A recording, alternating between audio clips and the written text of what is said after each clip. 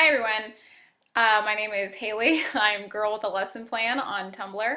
I am a high school English teacher who teaches grades 9 through 12, and I am here to talk to you about different discussion techniques that you can utilize in your classroom.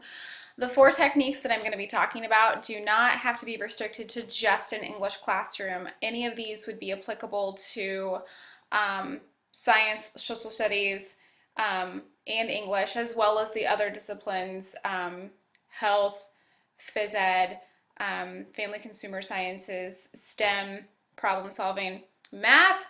I don't know how much discussion techniques that you guys do with math. I'm the world's worst math student. I apologize. But I just wanted to share with you a few techniques that have worked for me that I have shared on Tumblr before, but I'm going to pull them all together into this one video here. This is my salon, so welcome to my PD. So one of the first things I wanted to talk to you about is for you to understand that before you can get good discussion to happen, you need to have students asking good questions. And before they can even ask good questions, you need to make sure that you are modeling good annotating and good note-taking. This is something that I do right off the bat. We do a informational text type of reading, and I give them 2 methods of note-taking techniques. A KWL chart, what do you know, what do you want to know, what have you learned, and also Cornell notes. I've done both of those in the past. After that first week of me making them do it, it's up to them to then continue to do it on their own. I also teach them how to annotate using highlighter and pencil and pen, color coding their techniques and getting them into marking up their texts if they are able to. For me as a learner, I do better with just annotating, but sometimes the only thing you're able to do is note taking because you may not own the book. It may be a school issued book, so you need to figure out where it works best for your students and the materials that you have. The other thing that you need to do is model good question asking, and this is where you can go back to Bloom's taxonomy.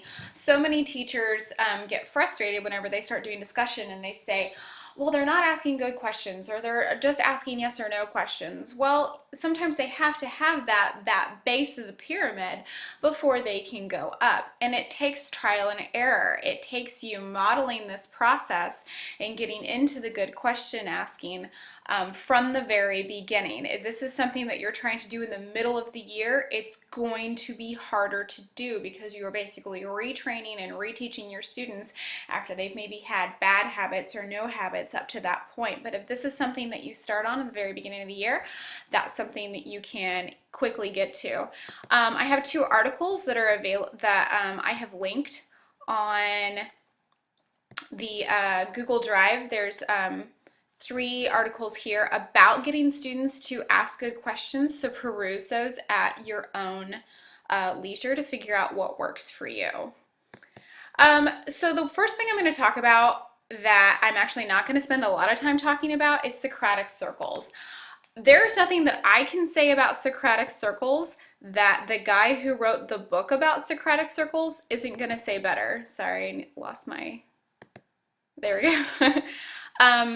I got into Socratic Circles because I heard other Tumblr teachers talking about it, so I bought the book. This book is by Matt Copeland. It's $15 on Amazon.com. It is, to me, a good buy. It goes into the how and the why and the problem solving of Socratic Circles. So buy that book if this is something that you are interested in doing. So the basic premise of Socratic Circles is that it is a full group discussion. If you have a really huge class, you could break them into 2 different Socratic circles. My class sizes typically are within the range of 20 to 30, so I can get the whole class into one circle. That you actually have 2 circles. You have one on the inside and one on the outside. The inside circle is the group that's actually going to be doing the group discussion. You as the teacher are not part of it. You may give especially when you're first doing Socratic Circles, you may give the initial seed to get the conversation going, but you are only there to serve as a referee and to redirect what is going on. I spent most of my time, whenever I did Socratic Circles, keeping track of who was talking. But in Socratic fashion, you question the questioner. It is inquiry based, where you ask students to challenge what each other thinks by further backing up and supporting what it is that they want to say. That outside circle, typically the way I've done this is that the inside circle that's talking is sitting on the floor, and the outside circle is in desks all around them with notepads. They are taking notes on what's going to happen. And I've even gone as far as to assign kids to, like, you're going to watch Susie, and you're going to watch Matt, and you're going to watch Bobby. And then that person can get a specific critique on their participation in the discussion, so that then the inside circle does the discussion, the outside circle does not talk, but instead offers feedback after the discussion is done as to what worked and what didn't, and maybe what needed to be clarified. So I've gone through here. This handout is on the Google Drive. It is entirely student-led. Like I said, you as the teacher are out. You are on the edge of the circle. You are outside just refereeing. This requires really good on-the-spot thinking, so it gets kids to work on their improvisation and impromptu skills. This improves debate and conversation skills, because kids constantly have to qualify with what they're saying. And it also helps improve congenial discussion, because there are rules, and Copeland's book goes into this, about making kids respect others' opinions and giving people the floor. I find it very easy for the teacher to monitor, because I'm right there. I'm just on the outside watching. All my students are involved. However, the cons, I do feel that this works best in a block schedule. Not that I have experience with a block schedule, but I find it very stressful to do in a 50-minute class period. So often what I would have to do is stretch a Socratic discussion over 2 days, to where maybe the inside circle had 20 minutes and the outside circle had 15 to give the feedback, and then by then you don't have time for them to switch roles and continue the discussion. That maybe the next day the outside circle becomes the inside circle. It definitely takes practice to implement, and it is something that I thought had to worked best in the very beginning of a school year. I tried doing it in the middle of a year, and I did meet a lot of resistance, especially for my introverted students. It killed me, but for a while I had to go to penalty points to require participation in it. Once I got that going, then I got a little bit of feedback, but that I realized as well, it was already into second semester, and it was hard for kids to get into there. And it also, for your dominating students, your kids who go boo, doo, doo, doo, doo, as much as you love them and you want to hear them talk, they need to learn how to share the floor. So that's all I'm going to say about speed dating, or sorry, that's all I'm going to say about Socratic Circles. Next I'm going to go on to speed dating here. Speed dating is my absolute favorite discussion technique. The premise is that you're going to take your room and you're going to set up 2 rows of desks facing each other. And you're going to have your students split 50-50 into these sections. Then you are going to set a timer, and that each of these pairs of students facing each other for like 3 minutes are going to talk. That maybe they only have enough time to conquer 1 question. Maybe they can get 2 in there. But they have that 3 minutes to discuss it. And just like that old speed dating adage in the early 2000s, once the 3 minutes is up, boom, you move to the next station. So typically what I have is 1 row is stationary and the other row is the movers. So by the time that you've pretty much gone through, for me at least, the whole class, because I have maybe 15 kids in a class, you do 3 apiece, that's your class. Everybody's talked to at least 1 person. Now, in order for this to work though, you already have to have your kids taking good annotations and good notes, and they need to come to class prepared. So typically what I would do is the day before say like, hey kids, read this article, and you're gonna have speed dating tomorrow, so come to class tomorrow with 3 questions or 5 questions or however many.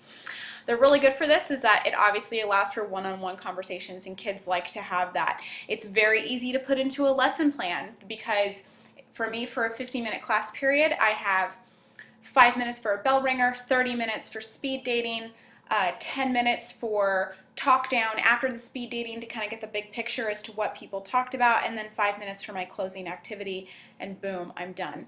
This allows kids to actually pose the same question to people one-on-one and compare responses, and they really like that because it's a new experience each time. And it also requires kids to quickly get to the point, because you only have 3 minutes. You can't hem and haw and waste your time in that 3 minutes. However, it is kind of hard for the teacher to monitor, because you have to work the room and you're also there with your timer. I usually just use my cell phone and it dings. And if you have kids that are not prepared, that kid is just kind of like an anchor going from person to person. Like, oh, well, Johnny or Susie wasn't prepared today, so no one likes sitting with that student because it's 3 minutes of dead time. So speed dating is fantastic. I highly recommend it. The next one I want to talk about is digital discussion, and this works on an online discussion board. I got this idea from it because when I was in college, I had to use Blackboard or Pipeline, and I was required outside of class to use it. This works for me because I use a service called My Big Campus. My school has a subscription service, but you could easily do this on Moodle, which is free for you to set up, or any other type of safe discussion board that your school corporation or your school will not mind yet that you use. So the premise is that students get on the discussion board and ask questions. And I have some pictures here. This is from My Big Campus. These are from when the students did the Hunger Games. And the rule was, ask 2 questions, answer 3. Make sure that no one has questions that are left unanswered. So you can peruse this, pause the video, whatever, look at these. But these are all from the Hunger Games units, probably about, oh gosh, I can't remember because my student teacher did this. I want to say this is after they were done reading the book or close to the end of the book. I can't remember. And you can see the variety of questions that are there, that these are these higher order questions at the top of Bloom's taxonomy, and then here's some of the responses that you have. This allows kids to give multiple responses to the questions that they can answer to the question at hand. Let me see here. Why aren't you tapping? There we go. Oh, and I'm also able to do this as well. I can sit with my computer and I can interact in the conversation, but kids can also talk back to each other. For say, Dustin said, I think she'd still try, but it'd be harder for her to get through with knowing that Peter is dead, and Madison called him out and says, I don't think so. I think Katniss is doing just fine on her own. So this is fantastic for a variety of reasons, because you're using the technology that you have. This helps them strengthen their writing skills, because I always made them, write complete sentences. It allows for multiple conversations to happen. Sorry about that.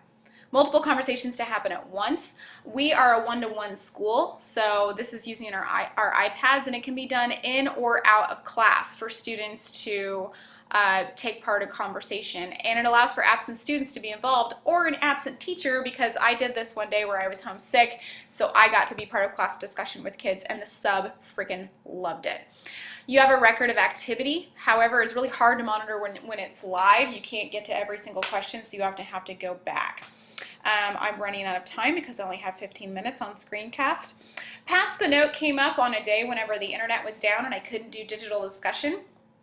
Basic premise is the same thing. The kids come prepared with their questions, but they write it on a piece of paper, and the kids move from station to station in order to answer those questions. Again, helping the writing skills. You don't get as much response in content as you would with digital discussion because you're doing it at a snail's pace, but it does happen to, work in a pinch. And my kids didn't mind it the day that we had to do it because the internet was down. They were like, oh, that was different. So I hope that these 4 techniques give you something new that you can use in your classroom instead of just a teacher-led discussion, because what happens with a teacher-led discussion, no matter how entertaining you are or how fun you are to watch, you're always going to have those students who will sink to the bottom and will slink in the back of the room. And these techniques here, I think, do more to engage those kids who may otherwise try to slide on by on maybe the coattails of other people. So if you have stuck with me for up to this point, thank you very much. I salute you.